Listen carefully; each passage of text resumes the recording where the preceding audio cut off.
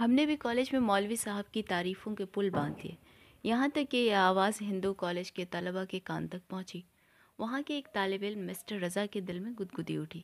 وہ آئے، ہم سے ملے اور کہا، بھائی میں بھی تمہارے ساتھ چلوں؟ مولوی صاحب انکار تو نہ کریں گے؟ ہم نے کہا چلو، اور ضرور چلو، مولوی صاحب کا کیا بگڑتا ہے، 2 کو نہ پڑھایا 3 کو پڑھایا۔ انہوں نے کہا نہیں، پہلے مولوی صاحب سے پوچھ لوں۔ ہم نے کہا یار چلو بھی، اگر انہوں نے کچھ کہا تو ہمارا ذمہ۔ وہ راضی نہ ہوئے اور یہی کہا کہ پہلے پوچھ لو۔ اس عرصے میں ہماری ہمت مولوی صاحب کے سامنے بہت بڑھ گئی تھی۔ دوسرے دن جاتے ہی رضا کا ذکر کیا۔ انہوں نے کہا لیتے کیوں نہ آئے؟ ہم نے کہا وہ ذرا شرمیلے ہیں، بغیر اجازت کے نہیں چاہتے۔ انہوں نے کہا طالب علم شرمیلا ہوا اور ڈوبا، خیر کل ضرور لانا، ذرا ان کا بھی رنگ دیکھ لوں۔ شام کو واپسی کے وقت جاتے جاتے فراش خانے میں ہم نے رضا کو مولوی صاحب کا اجازت نامہ پہنچا دیا اور کہہ دیا کہ بھائی پورے 1:30 بجے پہنچ جانا، ورنہ اندر گھسنا نہ ملے گا۔ دوسرے دن ہم پہنچے تو وہ پہلے ہی سے دروازے پر ڈھائی دیے بیٹھے تھے۔ ٹھیک 1:30 بجے ہم اندر داخل ہوئے۔ مولوی صاحب ہم کو دیکھتے ہی پلنگ پر اٹھ بیٹھے اور کہا لاؤ کتاب۔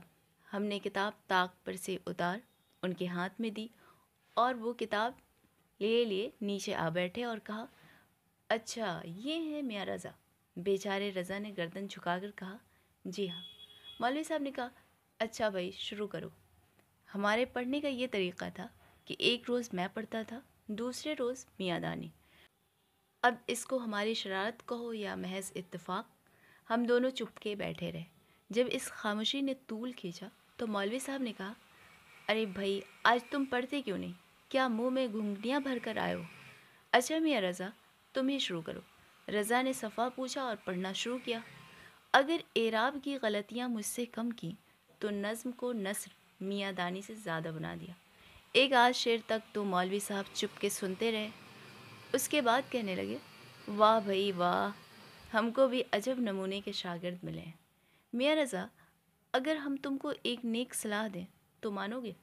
رضا نے نہایت شرمیلی آواز میں گردن جھکا کر کہا بسر و چشم۔ مولوی صاحب نے کہا دیکھو اپنے وعدے سے پھر نہ جانا۔ انہوں نے کہا جی نہیں مولوی صاحب۔ اچھا تو میری صلاح یہ ہے کہ کل سے تم میرے یہاں نہ آنا۔ یہ سن کر وہ بیچارے کچھ پزمردہ سے ہو گئے۔ مولوی صاحب نے کہا بھائی رضا میں یہ نہیں کہتا کہ میرے یہاں آنا ہی چھوڑ دو، میں تم کو بھی ضرور پڑھاؤں گا، مگر تم 10-15 روز شام کے وقت کالی جان کے ہاں تعلیم میں ہو آیا کرو۔ اتنے دنوں کے آنے جانے میں تمہارے کانوں کو نظم اور نثر کا فرق معلوم ہونے لگے گا۔ بھائی مجھ سے تو شیروں کے گلے پر چھری پھرتے دیکھا نہیں جاتا۔ بیچارے متنبی کو کیا خبر تھی کہ بتاشوں کی گلی میں نذیر احمد کے کمرے میں اس کے اشعار مولوی رضا صاحب اس طرح حلال کریں گے۔ بیچارے رضا کے سر پر گھڑوں پانی پڑ گیا۔ خدا خدا کر کے سبق ختم ہوا اور ہم سب رخصت ہوئے۔ راستے میں ہم نے ان کو بہت بنایا۔ دوسرے روز سے وہ ایسے غائب ہوئے کہ پھر شکل نہ دکھائی۔ مسٹر رضا کی حیا کا حال تو سن چکے، اب ہماری بے حیائی کی داستان سنیے۔ میری صرف و نو بہت کمزور تھی، اور کمزور کیوں نہ ہوتی، شروع کیے ہوئے کئی دن ہوئے تھے۔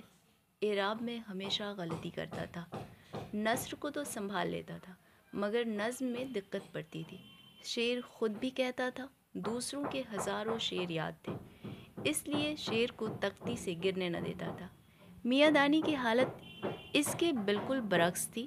وہ اعراب کی غلطی نہ کرتے تھے مگر شعر کو نثر کر دیتے تھے، سکتے تو کیا جھٹکے پڑ جاتے تھے۔ مولوی صاحب ہم دونوں کے پڑھنے سے بہت جز بز ہوتے تھے۔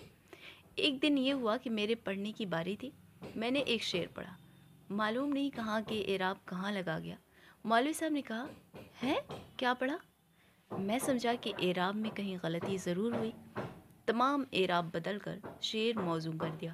انہوں نے پھر بڑے زور سے کی، ہم نے پھر اعراب بدل دیے۔ اس سے ان کو غصہ آ گیا، کہا دانی تم تو پڑھو۔ انہوں نے شعر کا گلا ہی گھونٹ دیا، خاصے بھلے چنگے شعر کو نثر بنا دیا۔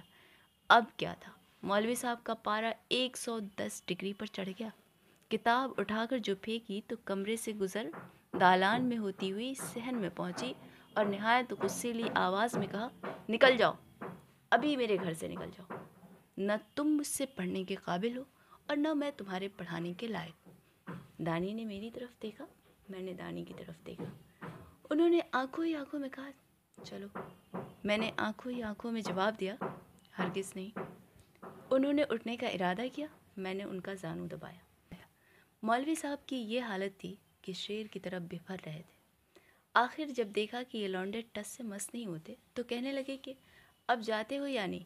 میں نے کہا مولوی صاحب جب تک کوئی دھکے دے کر نہ نکالے گا اس وقت تک تو ہم جاتے نہیں، اور جائیں گے تو ابھی پھر آ جائیں گے۔ مولوی صاحب نے جو یہ بے حیائی دیکھی تو ذرا نرم ہوئے، کہنے لگے اچھا نہیں جاتے ہو تو نہ جاؤ، مگر میں ایک حرف تم کو نہ پڑھاؤں گا۔ میں نے کہا نہ پڑھائیے، مگر بغیر پڑھے ہم یہاں سے نہ ٹلے ہیں نہ ٹلیں گے۔ کہنے لگے بیٹا اس وقت میری طبیعت خراب ہو گئی ہے، اب چلے جاؤ، کل آ جانا۔ دانی نے سچ جانا، میں سمجھا کہ اس وقت اٹھے اور مولوی صاحب ہاتھ سے گئے۔ دانی اٹھ کھڑے ہوئے، میں نے پکڑ کر ان کو بٹھا لیا۔ مولوی صاحب یہ تماشا دیکھتے رہے۔ میں نے کہا مولوی صاحب پڑھیں گے تو آج پڑھیں گے، اور آج پڑھیں گے تو اس وقت پڑھیں گے۔ پڑھانا ہے تو پڑھائیے، ورنہ ہم یہاں سے نہ جانا ہے نہ جائیں گے۔